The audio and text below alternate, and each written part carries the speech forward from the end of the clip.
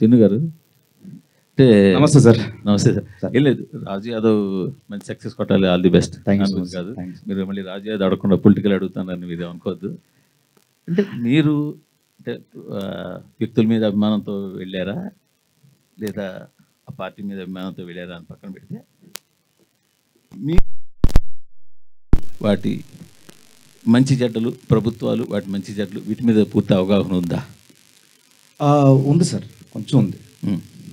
Moreover అభిప్రాయం అనేది ఈ పార్టీ నుంచి నేను గెలిస్తే ఏం చేయగలను, ఏం చేస్తారు అన్న దాని మీద ఎక్కువ అవగాహన ఉంది సార్.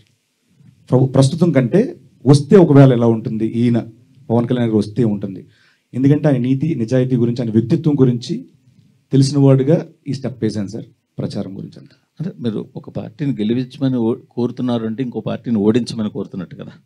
అలా ఎందుకు అనుకోవాలి సార్? అంటే మరి వీళ్ళు గెలిస్తే వాళ్ళు ఓడిపోవడమే కదా సార్. ఇప్పుడు ఐపీఎల్లో ఇప్పుడు ఒక ఎస్ఆర్హెచ్ నేను చేసి చెప్తున్నానంటే ఆర్సీబీ ఓడిపోను కాదు సార్, దీని అభిమానం ఎక్కువ ఉంటుంది సార్. అదే దీని మీద అభిమానం ఎక్కువ ఉంటుంది సార్. మీరు కాదనట్లేదు సార్. ఇప్పుడు మీరు జనసేనని గెలిపించండి అంటే మీరు జనసేన మీద అభిమానంతో జనసేన గెలిపించమంటున్నారు, తప్పులేదు. మీరు వ్యక్తి మీద కావచ్చు, పార్టీ మీద ఉండొచ్చు. బట్ మీరు నాకు వాటి మీద పూర్తిగా ఐడియా ఉంది, ఈ గవర్నమెంట్ వీళ్ళు వస్తే ఏం బాగా చేస్తారని.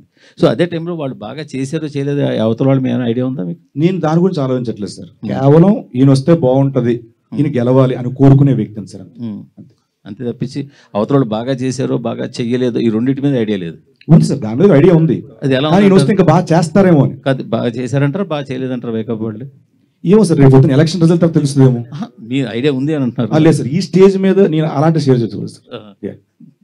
నెట్టేస్తాను. ఇప్పుడు అంతా ఏపీ అంతా ఇల్లు వచ్చావు, అసలు ఏంటి నీ తాలూకు అబ్జర్వేషన్ ఏంటి, నీ మీద వస్తున్న కామెంట్స్ ఏంటి, నువ్వు వాటిని ఎట్లా రిసీవ్ చేసుకుంటున్నావు? Happy sir. అందరికీ నచ్చం కదా సార్, ఏ మనిషి అందరికీ నచ్చరు సార్. అదే కొన్ని సందర్భాల్లో దిగినప్పుడు తప్పు సార్ అవి. సో డెఫినెట్గా నాకు అభిమానం ఉంది కాబట్టి, అభిమానం చాటుకునే అవకాశం వచ్చింది కాబట్టి వెళ్ళాను, వచ్చాను సార్.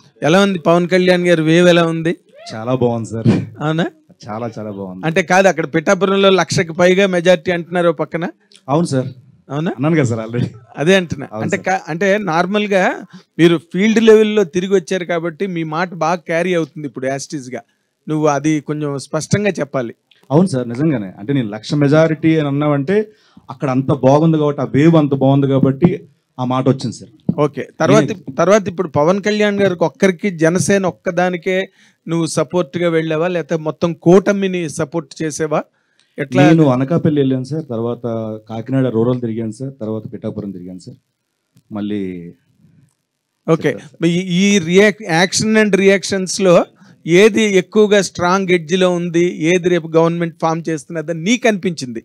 నేను కేవలం ప్రజెంట్ ప్రచారం చేయడం కోసం లేదు సార్, నేను సర్వేలు చేయలేదు సార్. సర్వే చేయలేదు. బట్ మీ ఆనికి మీరు చాలా తెలివైన వాళ్ళు కదా, మీరు వెళ్ళిన తర్వాత ఊరికి అంత ఈజీగా వచ్చేస్తారు వెనక్కి? లేదు సార్, లేదు సార్, నిజంగానే నేను ప్రచారం చేశాను హ్యాపీగా. అక్కడికి వచ్చిన అభిమానులు కానీ, ఆ గ్రామస్తులు కానీ, పిఠాపురం ప్రజలు కానీ, ఏ కాన్ఫరెన్స్కి వెళ్తే అక్కడ వాళ్ళందరూ వచ్చి ఆ ప్రేమను చూపించినప్పుడు నిజంగానే ఆ వైబ్ వస్తుంది sir.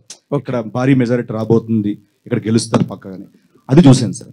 Very nice, very nice. Thank you sir. Sir సీన్ గారు, సార్ జనసేన కోసం వెళ్ళారు, బాగుంది. కానీ మీకు మీరే వెళ్ళారా, లేదంటే నాగబాబు గారు ఆహ్వానించారా? పార్టీ వాళ్ళు ఎవరైనా? నేనే కాదు సార్, ఇప్పటి వరకు వెళ్ళే వాళ్ళు అందరూ మేము ఫోన్ చేసి మరి సెల్ఫ్గా మేమే అడిగితే వాళ్ళు ఒక డేట్ చెప్తాం అప్పుడు రండి అని చెప్పి అలా వెళ్ళాను సార్.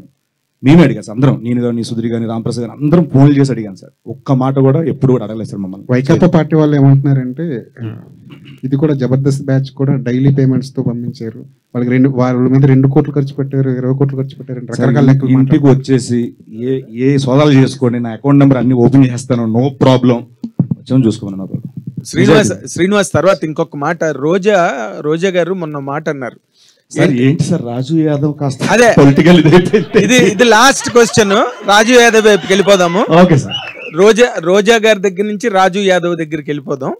రోజా గారు వాళ్ళ ప్రాణం అనగా ఎంత పాపం, వాళ్ళు ఏదో చిన్న చిన్న జబర్దస్త్ స్కిట్స్ గట్ట చేసుకుని వాళ్ళకి భయం సినిమా ఇండస్ట్రీలో, ఎందుకంటే వాళ్ళదంతా పెద్ద గ్రూపు, బోల్డ్ సినిమాలు, బోల్డ్ హీరోలు, అందుకని చెప్పి వాళ్ళకి భయపడి వచ్చి వాళ్ళు ఏదో ఒక ప్రయత్నంగా వచ్చి చేస్తారు, వాళ్ళని అంత సీరియస్గా తీసుకోవాల్సిన అవసరం లేదు, వాళ్ళు చిన్న లైఫ్లు అన్నట్టుగా కామెంట్ చేశారు ఆవిడ.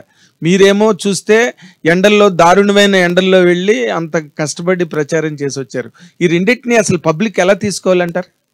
సార్ అంటే మెగా ఫ్యామిలీలో సినిమాలు అంటే ఇప్పటివరకు ఎన్ని చేశాను మీకు తెలుసు. అక్కడ ఇండస్ట్రీలో ఎన్ని సినిమా మిగతా హీరోలతో అందరూ చేస్తున్నాను, అక్కడ చేస్తున్నాను. ఎస్. సో నేను ఎన్టీఆర్ గారితో చేశాను, వెంకటేష్ గారితో చేశాను, ఎస్, నాని గారితో చేశాను, మిగతా హీరోలందరితో చేస్తున్నా కదా సార్. ఆఫర్స్ ఇక్కడి నుంచి రావట్లేదు నాకు, ఇక్కడే కాదు కదా సార్, అన్నీ చేస్తున్నా. చిన్న ప్రాణాలు అంటే మరి చిన్న ప్రాణాలైనా కామెంట్లో తీసుకుంటా సార్, చిన్న కామెంట్లో తీసుకుంటా సార్.